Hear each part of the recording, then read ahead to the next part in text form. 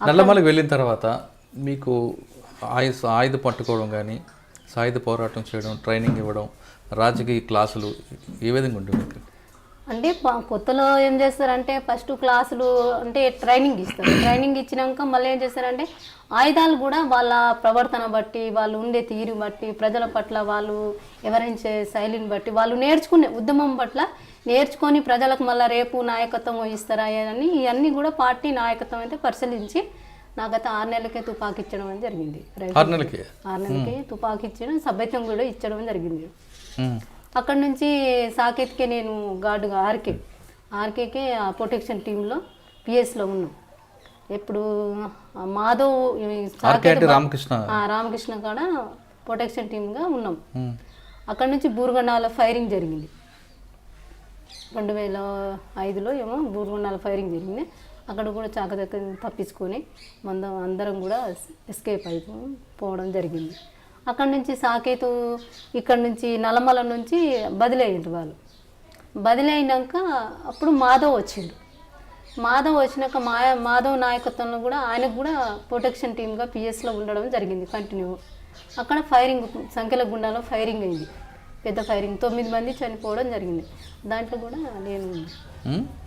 కూడా నేను ఆ ఫైరింగ్లో కూడా మాధవ్ తప్పించుకున్నాను. మాధవ్ చనిపోయింది. 9 మంది చనిపోయారు అక్కడ. అంటే మాధవ్ జరిగిన సంఘటన ఒకసారి చెప్పండి, ఎలా జరిగింది? అదేమైందంటే ఎప్పుడో నుంచి ఒక 3 రోజుల క్రితం నుంచే బలగాలు ఎంటర్ కావడము అట్లా జరిగింది. మాకు తెలియదు. మేము సామాన్లు మోయడం, మీటింగ్లు చేసుకోవడము, ఇంకా వేరే జిల్లాల వాళ్ళకు సమన్వయం చేసుకోవడము, మేము ఏపిట్లో పోవడం, టీములకు పోవడం ఇట్లా జరిగింది. కానీ ఎప్పుడో వచ్చి వాళ్ళు మాట కాసుకుని ఉన్నారు. సాయంత్రం కూడా ఏమైందంటే అక్కడ పెట్రోలింగ్ పోతున్నాం మేము టీం, దాంట్లో నేను కూడా ఉన్నాను. పెట్రోలింగ్ పోతుంటే మనిషి లెక్క కనిపించింది.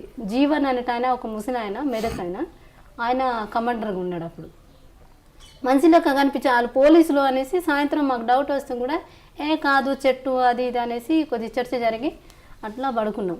పొద్దున్న మేము పెట్రోలింగ్ పోయినాము, పెట్రోలింగ్ చేసి వచ్చినాము. పెట్రోలింగ్ అంటే ఎన్ని కిలోమీటర్లు తిరుగుతారు? ఇప్పుడు దగ్గర అయితే చాలా మా ఊరు అంత దూరం నుంచి తిరిగినాం. పోయి వచ్చినాక కరెక్ట్ 9:10కి ఫైరింగ్ స్టార్ట్ అయింది.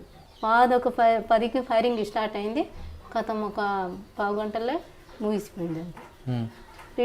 మా ఎమ్మటే రిటైర్డ్ అయ్యిండు మాధవ్. అక్కడి నుంచి ఒక టీం వచ్చి కొట్టేసింది. దాంట్లో నేను కూడా ఉన్నాను, ఒక ఎస్కేప్ అయినాము. మీరు ఎలా తప్పించుకున్నారు అప్పుడు? అట్లా అంటే ఫైరింగ్ చేసుకుంటే మేము కూడా తప్పించుకున్నాం. అంటే ఎలా కాషన్స్ ఏ విధంగా ఇచ్చేవారు? అందరికీ కాషన్ ఇచ్చిండు, కానీ ఇట్లా మొత్తం రౌండ్ చుట్టేసారు. రౌండ్ చుట్టేసినాక కొద్దిగానే మేము రిట్రీట్ అయిన దగ్గర అక్కడ కూడా ఉన్నారు. ఈ మాధవ్కి మేము కూడా ఇటు పోవద్దు, ఇటు మా దగ్గర రమ్మని చెప్పినాం. అటు పోతుండమే కొట్టేసింది ఆ టీము. కొద్దిగా మాకు ఒక దారి లాంటివి ఉండే, దాంట్లో నుంచి మేము వచ్చేసాం. అంటే ఎక్స్చేంజ్ ఆఫ్ ఫైర్లు జరుగుతున్నప్పుడు మీరు ఏ విధంగా వాళ్ళందరికీ ఇండికేషన్ ఇచ్చుకుంటూ పారిపోతుంటారు? పారిపోవడం అంటే కాషన్ ఇచ్చిర్రు, కాషన్ అడ్వాన్స్ అని చెప్పిండ్రు. ఎవరి కవర్లో వాళ్ళు పోయినాం, ఫైరింగ్ కూడా చేసినాం. రిట్రీట్ కాషన్ ఇచ్చినప్పుడు రిట్రీట్ అయ్యే క్రమంలో వాళ్ళు 9 మంది చనిపోవడం జరిగింది. ఆ తర్వాత మీరు ఎంతకాలం ఉన్నారు నల్లమలలో? 1 సంవత్సరం దాకా ఉన్నాం. అంటే మాధవ్ ఎన్కౌంటర్ తర్వాత మరి రివెంజ్ తీర్చుకుందామని మీరు ఏమైనా ప్లాన్ చేశారా? పోలీసుల మీద దాడి చేద్దామా? అప్పుడైతే దాడి చేసినంత పరిస్థితి ఏం లేకుండే. కాకపోతే అక్కడ ప్రకాశం జిల్లాలో ఒక డివిజన్ కమిటీ ఉండే, ఆయన ప్రతాప్ అనేట ఆయన ఇప్పుడు సరెండర్ అరెస్ట్ అయ్యి ఇంటికి పోయి ఉన్నాడు. వాళ్ళ చెల్లెల పేరు పద్మ, ఆయన ఉన్నాడు. ఇంకా పెద్ద దాడులు చేసినంత శక్తి లేకుండే అప్పుడు. ఇంకా ఇప్పుడు ఇక్కడ నుంచి బలగాలకు ఏఓబీకి ఎట్లా పంపాలి, ఉన్న వాళ్ళకి ఎట్లా కాపాడుకోవాలన్నట్టుగా కమిటీ నిర్ణయం తీసుకుంది. అప్పుడు అందులో భాగంగా మీరు వెళ్ళారు? నేను సీదా ఏఓబీకి వెళ్ళాను. ఇప్పుడు నల్లమల్ల నుంచి ఏఓబీకి వెళ్ళక ముందు మీకు కూడా సమస్య ఉంది మీ ఊర్లో, భూ సమస్య.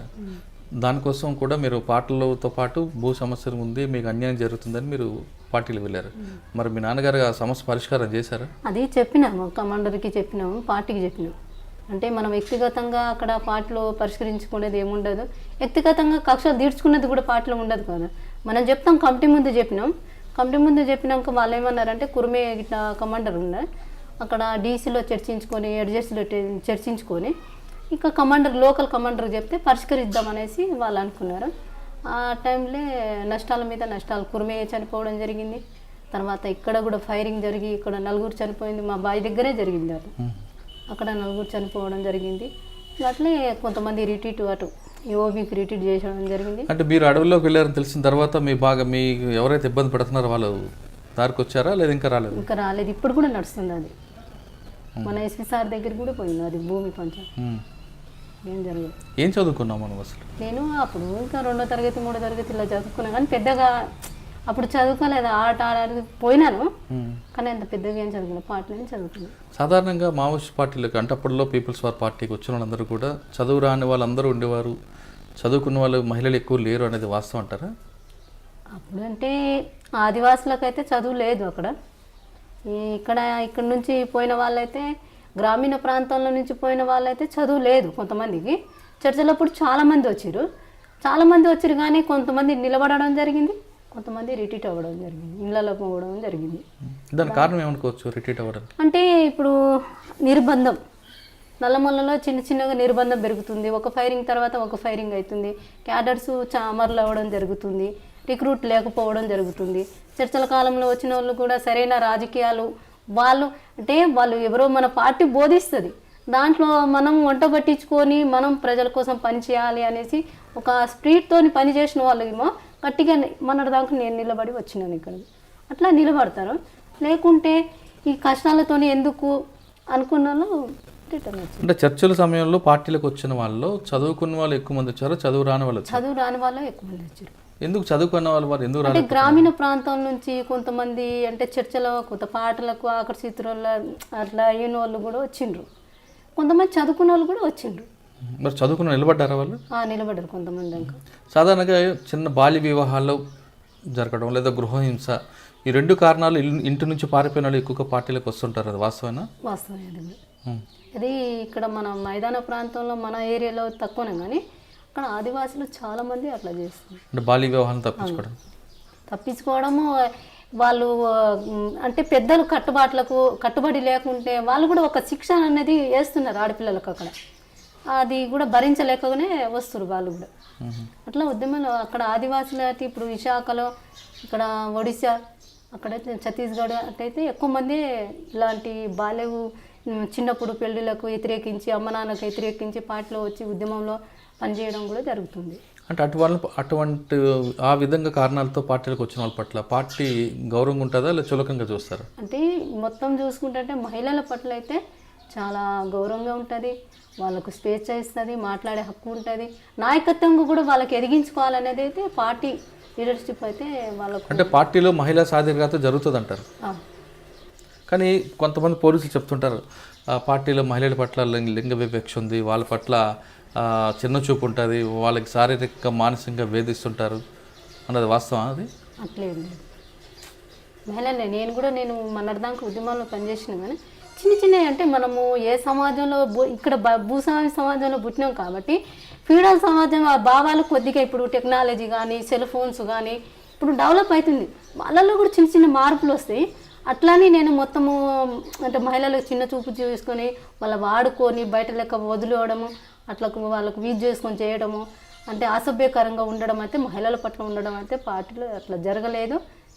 చిన్నవి ఉన్నాయి, ప్రతి వ్యవస్థలో ఉన్నట్లు ఉంటాయి చిన్న అది పెద్ద సీరియస్ స్థాయిగా నైతికంగా ఉన్నాయి, లేవని నేను చెప్పట్లేదు, ఉన్నాయి. వాళ్ళ మీద చర్యలు తీసుకుంటుంది, ఏసీ అయినా కానీ వాళ్ళకి డిమోట్ చేస్తుంది, పెద్ద నాయకత్వం ఉన్నా కానీ ఒక పాలసీ ఉంటుంది, వాళ్ళ మీద చర్యలు తీసుకొని డిమోట్ చేసి హెచ్చరిస్తుంది, సీరియస్గా హెచ్చరిస్తుంది.